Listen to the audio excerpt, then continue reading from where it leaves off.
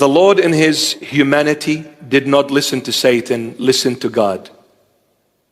If Jesus Christ is our role model, we need to listen to God as human beings, not to Satan. So next time when you hear somebody saying to you, let's go to church, you better listen. Don't listen to the one who says, let's go to the club.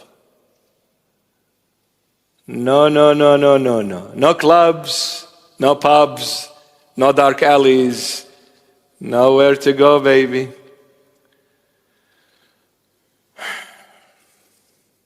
Let me tell you this.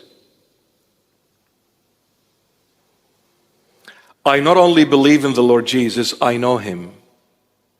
There's a difference. You can believe all your life, but if you don't get to know him, what are you believing in then? What are you believing in? You see, believe leads you to him. And when you get to him, you need to know him, not believe in him only. My beloveds, Jesus Christ is real. The human intellect, neither the human intellect nor the angelic intellect can fathom who God is and what God is. So Jesus Christ as the divine, as God, it is impossible to understand him fully. But does he exist? 100%. He is the only way. So when we come to this world, we should not be deceived by the temptation of this world.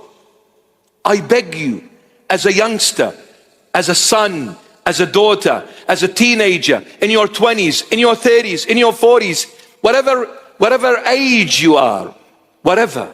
But more so the young ones, because temptations are very, very strong. When we are still teenagers, when we are still in our 20s and even in our 30s, it is very, very strong.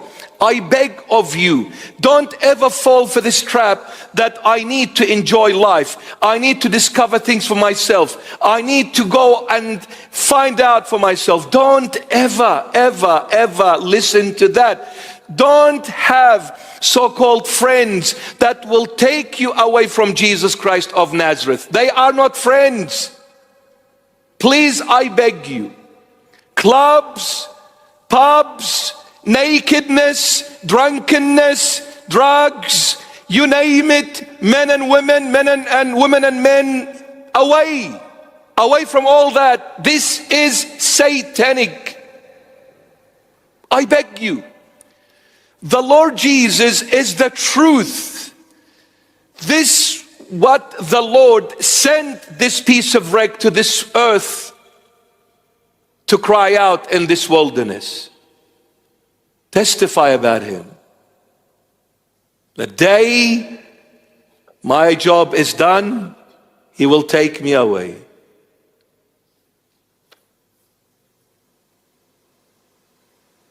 Jesus Christ is incredible. It's amazing. He's awesome. And let me say this. We are not here on earth forever. We are tourists. And when you go on a tour, it's only temporary. The country is not yours. You're a foreigner to that country. You're just going on a tour. Don't cling to it. Don't hang on to it. Don't say, I don't want to leave it. Don't say, I want to enjoy it. I want to have fun my way. I want to live in that foreign country my way. No, the country is not yours. You don't belong there. This is not home. Your home is Christ. Before you know it, we need to go back to him. I beg you. He is the truth. No matter how long we live on earth, I will have to go to him eventually. Where is my earthly mother? Where is my earthly father? Where are they? Moved on. Moved on.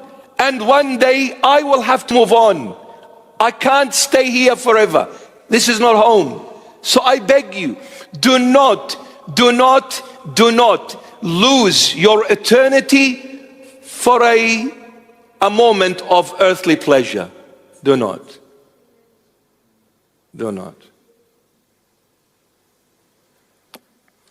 You want to have a partner? Wait till you're married. You want to enjoy life? Enjoy it with the Lord. For the Lord's sake. I am not pointing the finger at nobody. These words are for me before they are for you, my beloveds. I love you more than you could ever imagine. But this is the Lord addressing you, not me. I'm just a speaker. He is the one speaking this through this loudspeaker.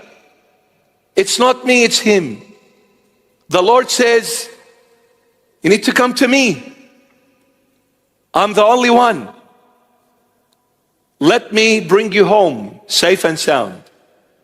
Don't go out there and experiment for yourself, because you will damage your life that I've given you. You will damage it, and it may be irreversible.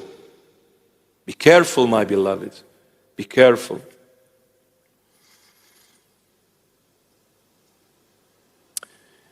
You see, the first temptation is linked to Palm Sunday. The first temptation, if you are the Son of God, say to these stones to be bread. This is linked to the Palm Sunday. Palm Sunday is an event throughout the church, calendar where the Lord, we celebrate the Lord's entrance triumphantly into the holy city, Jerusalem, sitting on a mule. And He enters the holy city, Jerusalem. That is Palm Sunday. Why is it linked? Because, my beloved, when the Lord entered Jerusalem, as He's entering, the children and everyone who came out welcoming the Lord, they were all shouting and saying, Hosanna to the one who comes in the name of the Lord. Hosanna to the Son of David. So they were all shouting. Satan looked and became angry and said, I'm paraphrasing here, and said to the Lord, I asked you at the Mount of Temptation a little while back, when I said to you, if you are the Son of God, change these stones into bread. How come you refused? But look at you now. They're all praising you and shouting Hosanna to the one who comes in the name of the Lord, and you are happy. Why? I'm angry now. Now, what is the Lord's entrance into Jerusalem on Palm Sunday representing?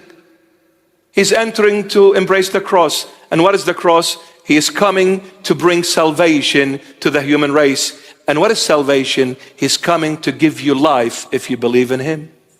So entering Jerusalem is receiving life.